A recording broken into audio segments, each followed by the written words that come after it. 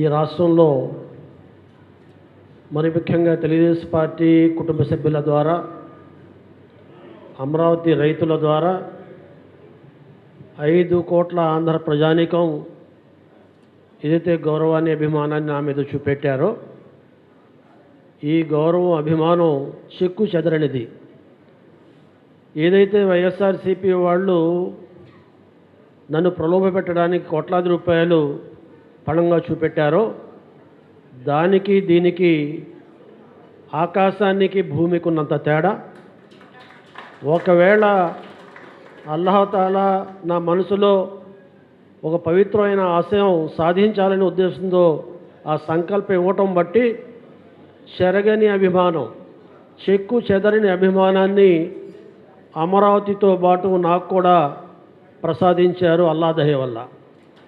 ఇది కేవలం తెలుగుదేశం పార్టీలో నేను చిత్తశుద్ధిగా పనిచేస్తున్న దానికి ఒక ప్రతిఫలంగా ఒక్క పైసా కూడా ఖర్చు పెట్టకుండా నేను శాసనమండలి సభ్యుడు అవ్వటం, ఆ తర్వాత అవకాశం వచ్చిన తర్వాత శాసనమండలి చైర్మన్గా ఇవ్వటం పార్టీ నాకు ఇచ్చిన ఒక వరం, ఒక అవకాశం.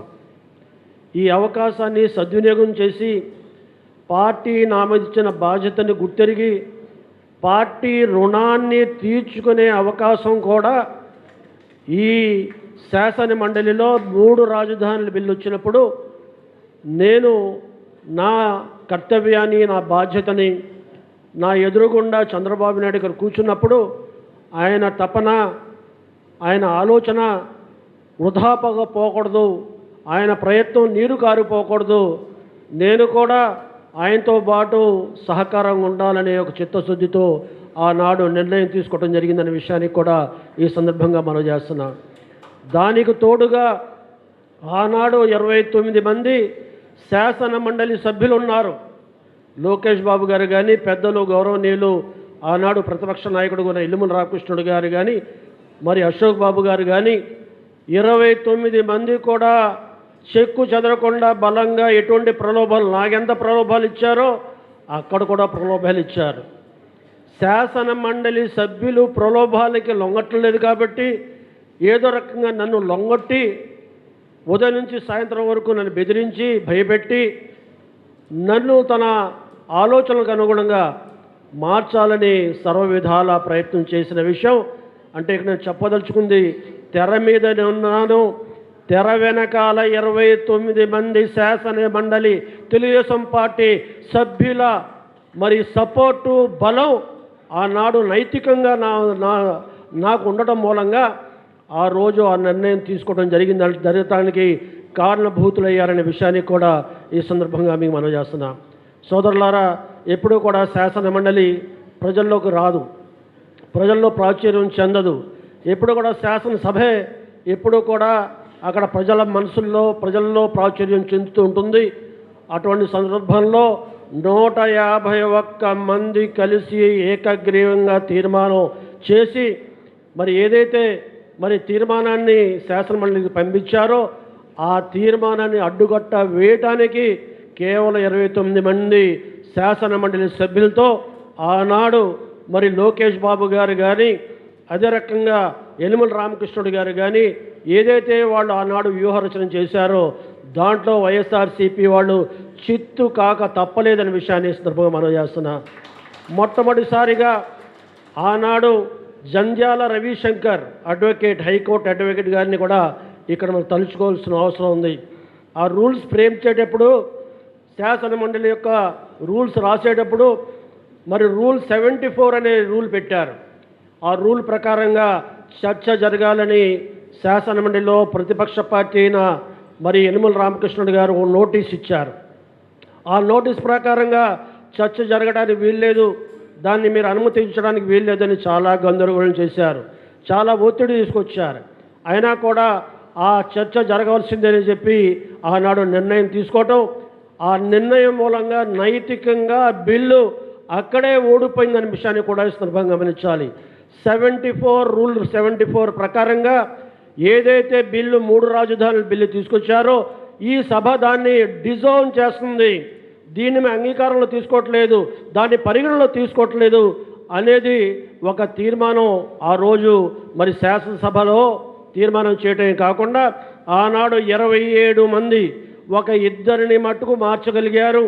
27 మంది శాసన మండలి సభ్యులు ఓటింగ్ జరిగితే మరి ఆ తీర్మానం 74 రూల్కి మరి డిజోన్ చేసే రూల్కి సపోర్టుగా 27 మంది ఓట్లు వేశారు. 9 వ్యతిరేకంగా ఓటేశారు.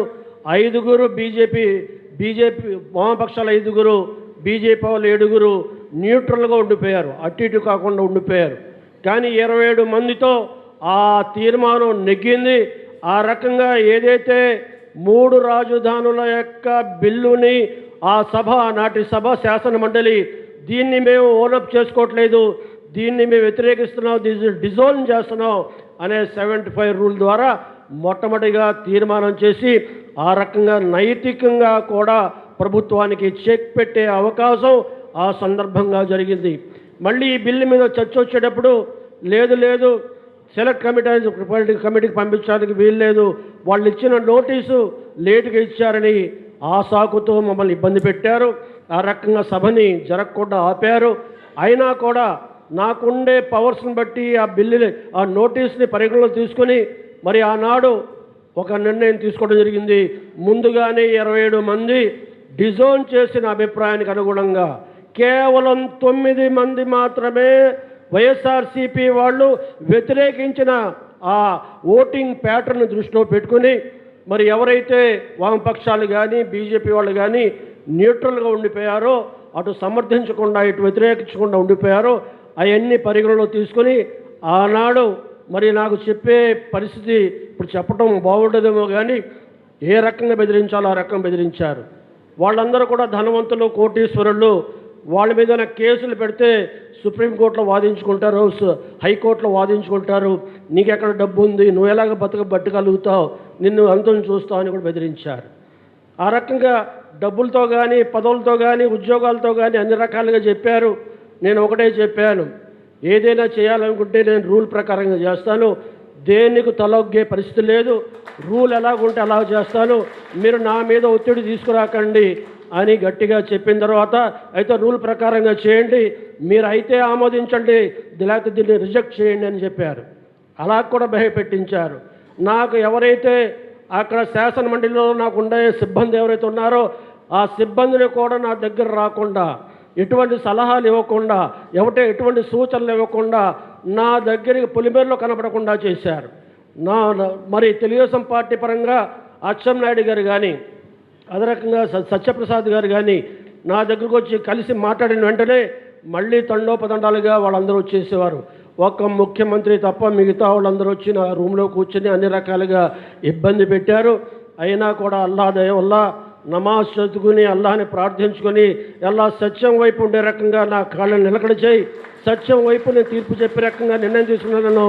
నన్ను ఆ బలపరచు, ఆ ధైర్యాన్ని ప్రసాదించమని నమాజ్ చేసుకుని ఆనాడు కూర్చొని ఆ రకమైన నిర్ణయం తీసుకోవడం జరిగింది. అయితే ఆ నిర్ణయం తీసుకున్న వెంటనే ఏ రకంగా ప్రవర్తించారో ఆ రోజు కనుక విజువల్స్ ఉంటే ఈ వైఎస్ఆర్సీపీ పార్టీని ఎవరు కూడా నమ్మేవాళ్ళు కాదు.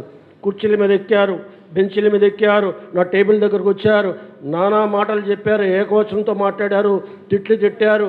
నేను బయటికి వచ్చేటప్పుడు మరి బచ్చుల అర్జునుడు పాపం, అదే రకంగా మన అశోక్ బాబు గారు, వీళ్ళందరూ నాకు తోడుగా వచ్చి బయటికి వెళ్ళటానికి కూడా అవకాశం లేకుండా వచ్చేటప్పుడు, నన్ను బయటికి వెళ్ళేటప్పుడు ఎవరైతే ఒక మంత్రి ఉన్నారో ఆయన మంత్రి నా కులం పేరుతో కాకుండా నా పుట్టుక మీద కూడా ఆయన మరి మాట్లాడటం కాదు, నా గుండెల మీద చేతులతో కొట్టాడు. ఆ రకమైన పరిస్థితులు కేవలం సత్యం కోసం, ధర్మం కోసం, న్యాయం కోసం, ప్రజల పక్షాన నిలబడ్డ చంద్రబాబు నాయుడు కోసం సహించి ఓర్పుతో, సహనంతో మళ్ళీ బయటకు వచ్చి సభా గౌరవం పోకూడదు, సభా గౌరవాన్ని కాపాడాలనే ఉద్దేశంతో వాళ్ళ మీద ఎవరి మీద కక్ష పెట్టుకోకుండా వాళ్ళు మళ్ళీ ప్రయత్నం చేశారు. మా మాట వినలేదు కాబట్టి ఈ శాసన మండలిని రద్దు చేస్తామని బెదిరించారు. రద్దు చేస్తానని చెప్పడమే కాకుండా తీర్మానం కూడా చేసి కేంద్రానికి పంపించారు. కేంద్రం నుండి ఆ తీర్మానం జరుగుద్దో లేదో కానీ షరీఫ్ మటుకు చైర్మన్గా ఉండటానికి వీల్లేదు, ఆ రకంగా మీరు షరీఫ్ని దింపడానికి మరి జనాల్లో మీరు సంతకాలు సేకరించండి, తెలుగుదేశం పార్టీ వాళ్ళకి చెప్పండి, షరీఫ్ మూలంగా శాసన మండలి రద్దయ్యే పరిస్థితి వచ్చింది, మీ పదవులు పోయే పరిస్థితి వచ్చింది. మీరు కనుక ఇప్పుడైనా సరే షరీఫ్ని పదవిచ్యుడు చేయడానికి మీరు మాకు సహకరిస్తే శాసన మండలి లాగా కొనసాగిస్తామని చెప్పి నన్ను చైర్మన్ పదవి నుంచి దింపడానికి కూడా వాళ్ళు చేసిన ప్రయత్నం లేదనే విషయాన్ని ప్రయత్నం చేశారనే విషయాన్ని కూడా ఇస్తున్న గమనించాల్సిందిగా మనం చేస్తున్నా. కాబట్టి ఎవ్వరూ కూడా ఏ రకంగా అయితే మొట్టమొదటి నుంచి ఈ బిల్లు వచ్చినట్టు కాడి నుంచి 27 మంది శాసన మండలి సభ్యులు ఏ రకంగా అయితే ఏక మాట మీద ఏక త్రాటి మీద పార్టీ ఆదేశాల అనుసారంగా ఉన్నారో అదే రకంగా అన్ని వేళలు కూడా కలిసికట్టుగా ఉండటం మూలంగా ఏ రకంగా కూడా వాళ్ళు అనుకున్న విషయాలు అనుకున్నట్టుగా జరగలేదు. కాబట్టి దేవుడు ఒకటే చేస్తుంటాడు, సత్యాన్ని గెలిపిస్తాడు, ధర్మాన్ని గెలిపిస్తాడు. మరొక రకంగా అధర్మాన్ని అబద్ధాలని మరి ఈ రకమైన విధానాన్ని అల్లాహ్ ఎప్పుడు ప్రోత్సహించడు. అదే జరిగింది. ఈరోజు నేను నిలబడ్డాను, మా ఎమ్మెల్సీలు నిలబడ్డారు, అదే రకంగా రైతులు మరి పోరాటం చేశారు, అదే రకంగా కోర్టులో ఉన్న న్యాయమూర్తులు కూడా మన పక్షాన్ని నిలిచారు, న్యాయం పక్షాన్ని నిలిచారు. ఆ రకంగా కూడా మనకు గెలుపు వచ్చింది. అంతేకాకుండా ఇవన్నీ గమనించిన ప్రజలు 2024లో గొప్ప తీర్పు ఇచ్చారు.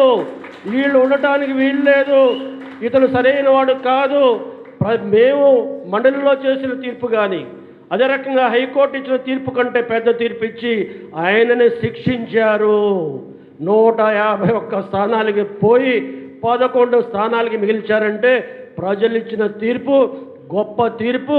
ఈరోజు ప్రజలు మన పక్షాన ఉన్నారు కాబట్టి ఏదైతే రాజధాని నిర్మించాలనే సంకల్పంతో చంద్రబాబు నాయుడు ముందుకు పోతున్నారో ఈనాడు ఎన్డీఏలో కూడా మన కూటమి కావటం మన అదృష్టంగా నేను భావిస్తున్నాను. అటు మరి ఎవరైతే జనసేన నాయకులు మన పవన్ కళ్యాణ్ గారు, నరేంద్ర మోడీ గారు ఈరోజు ఈ రాజధాని పూర్తిగా మరి నిజ రూపంలో రావడానికి దాని సహకారం అందించారు. ఈరోజు పార్లమెంట్ ఉభయ సభల్లో కూడా మరి తీర్మానం చేసి రేపు చట్ట రూపంలో కూడా చట్టబద్ధత కలిగే విధంగా ఈ ఎన్డీఏ కూటమి మనకు సహకరించిందంటే ఈ రాజధానికి తిరుగులేదు, అమరావతికి తిరుగులేదు. ప్రజా రాజధాని, ప్రజలు కోరుకున్న రాజధాని. ఈ రాజధాని కలకాలం ఉంటుంది. మన పిల్లల భవిష్యత్తు కోసం ఇది మనకి ఒక మరి ఏ రకంగా అయితే హైదరాబాద్ ఈరోజు ఉందో ఆ రకంగా ఉపాధి అవకాశాలు ఇవ్వడానికి, మన ఆదాయాలు పెంచడానికి, మన గర్వకారణంగా చరిత్రలో నిలిచిపోయే రకంగా ఈ రాజధాని ఉంటుందని నేను మనస్ఫూర్తిగా విశ్వసిస్తూ ఏదైతే గెలుపుందో ఈ గెలుపుని ప్రజల్లో మనం పంచుకోవాలి. ఈరోజు చంద్రబాబు నాయుడు సాధించిన ఈ విషయాన్ని మన నలుగురిలో చెప్పాలి. ఆ రకంగా వాళ్ళ ఆనందాన్ని కూడా మనం పంచుకోవాల్సిన అవసరం ఉంది.